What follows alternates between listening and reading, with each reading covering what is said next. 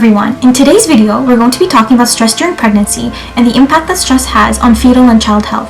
Pregnancy is often considered a happy and positive experience, but the socioeconomic, personal, and social context surrounding a pregnancy may cause many women to encounter stress. Many women worry about employment, whether or not to continue their education, and the lack of familial and partner support. And the list goes on. And in particular, many women worry about whether or not the stress that they're experiencing impacts the health of their baby. Before we begin looking at what research is saying on this topic, let's take a look at the statistics on stress and depression during pregnancy. According to Mood Canada Disorders, 10% of Canadian women will experience depression during pregnancy. And in one US study, they looked at 1,500 pregnant women, and they found that 78% were experiencing low to moderate stress, while 6% were experiencing high amounts of stress. What usually happens when a person experiences stress is that their brain triggers a release of a cascade of stress hormones. And hormones are these chemical messengers that travel around your body and tell your organs, tissues, and cells to function and respond in a particular way. And so with respect to the stress hormones, we see the following symptoms, such as shaking, increased heart rate, dilation of the pupils, and suppression of the immune system. Scientists have proposed many mechanisms to explain how maternal stress affects fetal and child health. But in particular, one mechanism is gaining a lot of attention from researchers. Let's take a look at what this response looks like. Shown here is a region in the brain called the hypothalamus. The hypothalamus is responsible for regulating hunger, thirst, sleep, and body temperature. As a response to socially threatening experiences, and even in situations that are interpreted as unpredictable and uncontrollable, the hypothalamus releases a hormone called corticotropin-releasing hormone, or for short CRH. CRH travels to the gland right below, called the pituitary gland, triggering the release of another hormone called adrenocorticotropin, and for short ACTH. This hormone travels in the body and goes to the adrenal cortex. We have two of these, one on each kidney. And ACTH stimulates the release of cortisol in the bloodstream. And cortisol is involved in breaking down proteins, inhibiting bone formation, and suppressing immunity.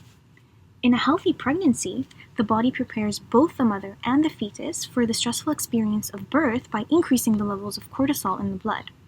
And although the placenta is also secreting cortisol, it actually acts as a barrier, thus protecting the fetus from the actions of cortisol.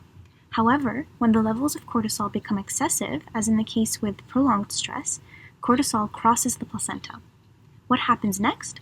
Well, in animal models, researchers were able to find a link between cortisol levels and offspring outcomes, but in humans, this is not entirely understood yet. However, evidence from human studies reveals that maternal stress during pregnancy can have negative health outcomes on the offspring. So what is research saying about the roles of stress during pregnancy on child and fetal health? Well, two researchers from University of Zurich in Switzerland recently published a paper reviewing research up to date on stress during pregnancy, and they found the following. Women exposed to stress during pregnancy were more likely to have a preterm delivery and have babies that were lower birth weight. Infants and children who were exposed to stress during pregnancy were more likely to show emotional behavior problems, hyperactivity, and attention deficits. They're also more likely to show an increased risk of infections and have ear, skin, and respiratory diseases. Infants also were more likely to have a reduced brain volume, head circumference, and in childhood have a reduced IQ. There are clearly many negative health outcomes associated with stress during pregnancy, but it's very important to note that in the research studies, they measured stress in different ways, and so there are some limitations to the results of these findings.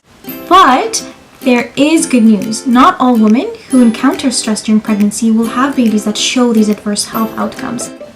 If you are pregnant and experiencing stress, there are several things that you can do for yourself and for your baby.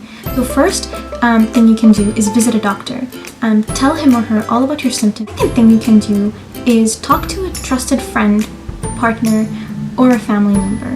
Also, consider participating in yoga, relaxation, and meditation classes and exercises. There is some evidence that suggests that women who use these mind-body therapies, such as meditation, relaxation, and yoga, are more likely to have favorable birth outcomes. In one study, they found that women who use these mind-body therapies were more likely to have a reduced duration of labor and babies that were higher birth weight. Thank you so much for watching. I hope this video shed some light on stress during pregnancy and its role on fetal and child health.